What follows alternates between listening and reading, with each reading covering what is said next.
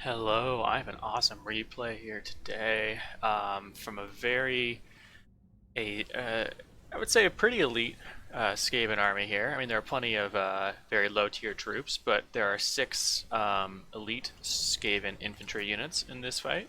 So let's say a fairly elite Skaven force. It's comprised of two Stormvermin with halberds, one of which is the Regiment of Renown Council Guard, two regular Stormvermin Sword and Shield, the Blight Claws Scab Pack, or Plague Pack, Blight Scab's Plague Pack. For the AoE immune to psychology, thought that'd be helpful against Chaos.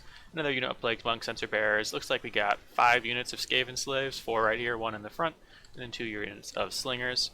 We also have the Natty Bubo Sharpshooters, the Regiment of Renown Jeztail Gunners, Warplock Jeztails.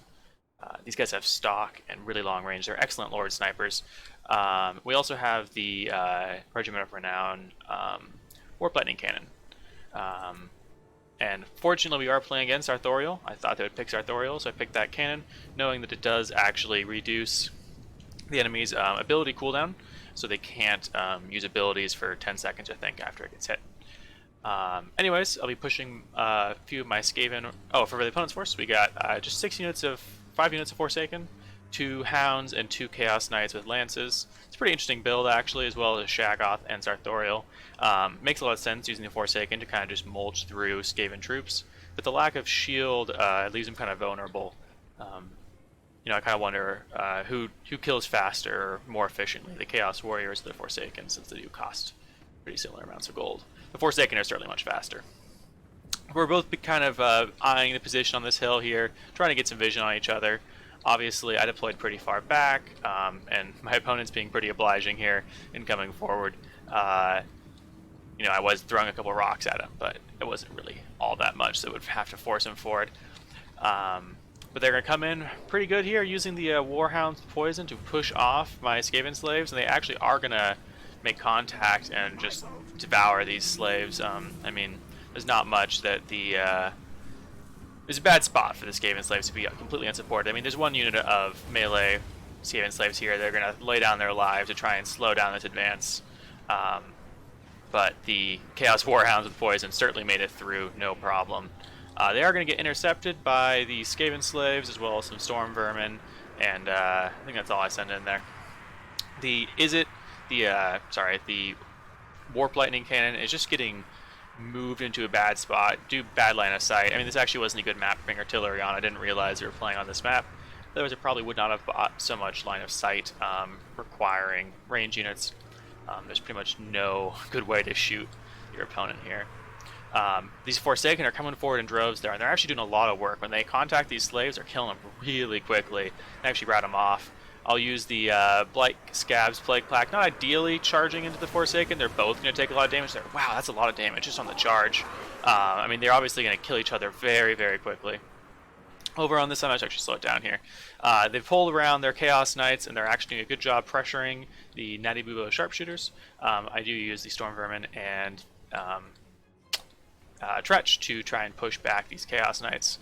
And over here we got the Council Guard trying to intercept these Chaos Warhounds and Chaos Knights with Lances before they get into my backline. Where the Skaven Slaves have contacted the Forsaken, they pretty much all routed off, and the only thing that's still in combat at this point is Storm Vermin or Plague Monks. The low morale for everything else has really started hurting.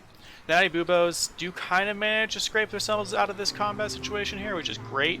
I would love to get them firing at something again. I'm not going to get very much value from my range units this fight. I want to be able to use them as quickly as possible. The Shaggoth coming in is really going to do lay on a whooping on this Blight Scab's Plague Pack here. Try and get him in the back of this Forsaken and try and free up my artillery crew, but they are going to drop. It looks like that's a Final Transmutation, but maybe a Plague of Rust. No? Final Transmutation. Kind of a waste to just use it on an already beat up unit of Plague Monks there, but does take them out of the fight. The Warp Lightning Cannon, I don't think it's landed a shot on either of these large targets all game, so definitely does not pay for itself in this fight. But the Forsaken having kind of been dealt with at this point, we will use a Storm Vermin to start moving on to these Chaos Knights, and hopefully going to take these guys out, because these you know, these large units, I don't have much in my army that can really stop large units besides my range units, which have already been pretty much driven off. As you can see, the warp lightning in cannon being taken offline, and Natty Bubo sharpshooters aren't going to get a ton of shots off here with Sartorial, and the Chaos Knights with lances coming in to support. Doesn't look like they're going to get charged there, but certainly enough to push off this unit of Natty Bubos. But at this point, we got the last bits of the Forsaken and the Dragon Ogre fighting tooth and nail here. You can see the Plague Pack, or the Plague Monks, tossing about some Forsaken before they rat them off. There's another unit of Forsaken over here that's fighting the back of these Storm Vermin. And ooh, in comes Sartorial with the awesome magic by his feet. Gonna do quite a bit of work here actually to the unbraced Storm Vermin. He does have a pretty decent stat line as a melee combatant. But overall, the battle is looking pretty good. It's slightly in my favor, maybe. I certainly have plenty more troops remaining, although they're lower quality. Sartorial and the Dragon Ogre are full health, and so that will mean that they have quite a bit of killing power left in them. And that's a very big Violent Transmutation going down. I'm going to catch 3 of my elite infantry units, which is very good use of it, even though it does do more damage to single targets. My Assassin's kind of far away, and so is Tretch. But he has some Chaos Knights with lances left. You know, as you bet, these guys are going to be cycle charging and doing a lot of damage, especially to this group over here. There isn't really any anti-large in it, and they're going to be able to get a lot of damage off.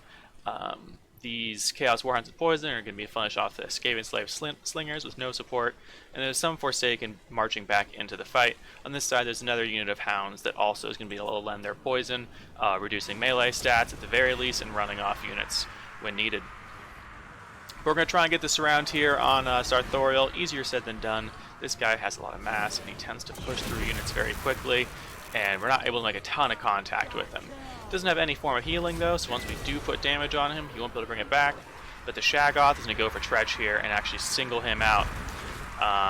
And Tretch is just one cowardly rat, but he's going to pop stand or die and get booted over here. I don't think he took any damage on that attack. One thing that these small models have going for them in a situation like this is the Shaggoth's going to keep knocking him over and therefore making him just straight up immune to damage in certain instances. He does have 70 melee attack versus the 52 melee attack of the Shaggoth, so he's going to be pretty naturally tanky anyways.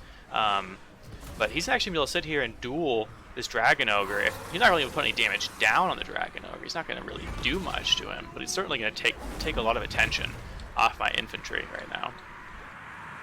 But now as they try to pile on Tretch here, he's taken maybe one hit from the Shaggoth.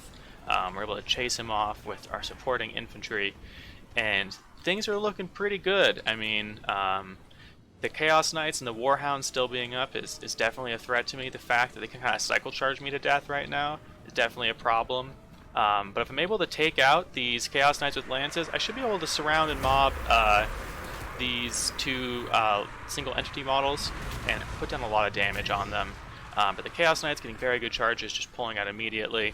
And the Dragon Ogre and Sartorial are going to come over here and lay down a whooping on the Assassin, who has used the Assassin's Trophy on Sartorial. It's going to get a little bit of damage down on him, brings his melee defense down to 13. He is taking hits from these rats here, but it is just Storm Vermin, Sword and Shield, not the Halberds as I'd like it to be. Those guys are kind of tasked with taking care of the Chaos Knights right now. Tret's going to come in with the rats in support. They're going to get held up a little bit by these Poison Warhounds, but we'll be able to polish those guys off pretty quickly. They're pretty depleted as it is, and this is actually a much more dangerous line of Skaven than it looks. Not that Skaven ever really looked that dangerous, but they certainly are in this instance. These are the elite of the Skaven.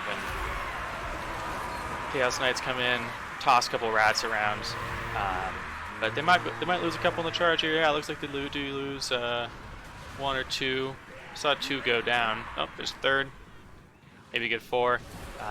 And each time they do that, they're going to lose a little bit more off their health, and eventually we should be able to break them off.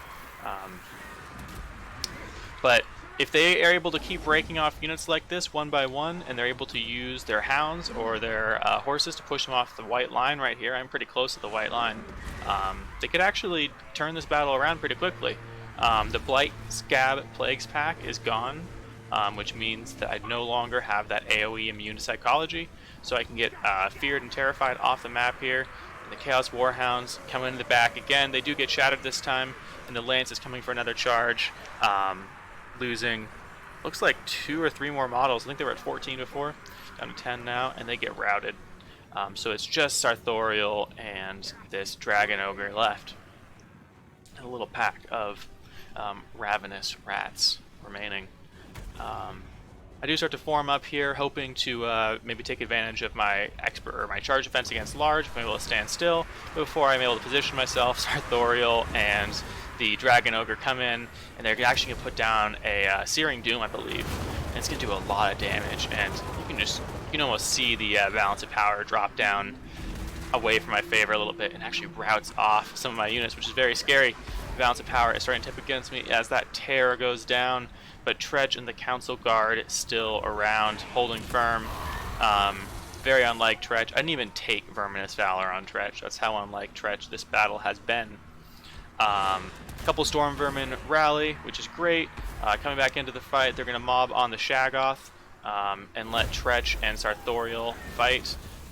Popping all my buffs to keep my leadership up as Tretch so I don't rout, knowing that Tretch is kind of the last bastion of this army, and if he goes down, it's all over.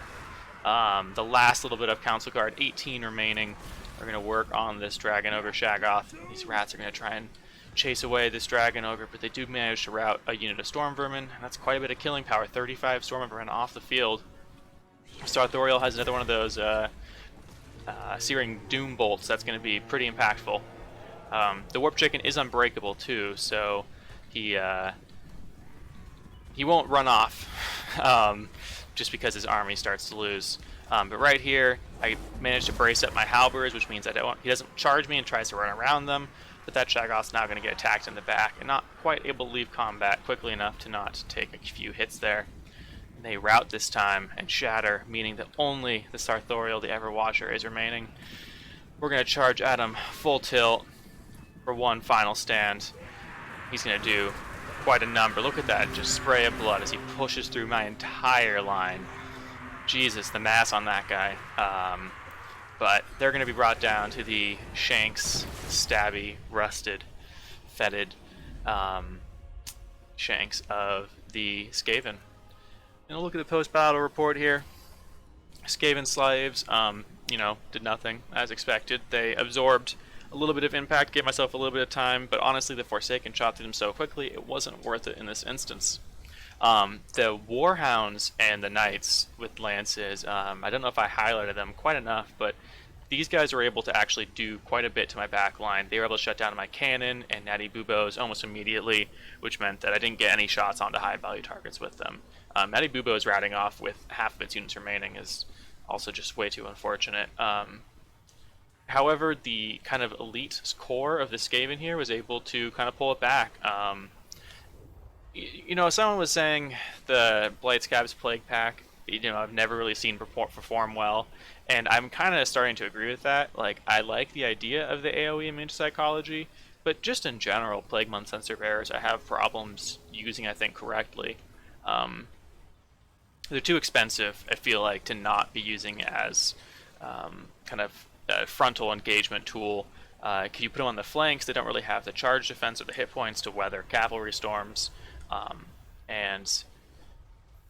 If I'm trying to charge them into the flanks or backs of already engaged infantry, I feel like I'm having a hard time, buying them and spending enough on other infantry to hold it in place. Maybe Storm Vermin obviously would be able to hold in place long enough, but if you're spending 1,100, I think that's how much they cost on the Plague Monks. You're not able to afford a ton more for infantry. So yeah, I think it went pretty well. Tretch was a good pick there. The Assassin, did a fair amount, but I think being stuck together with Tretch might have been a little bit better play on my part with him. The two of them together might have been able to more effectively duel those single entity models in the late game. 163 kills on the Forsaken. Wow. Anyways, that's all for today, and thanks for watching.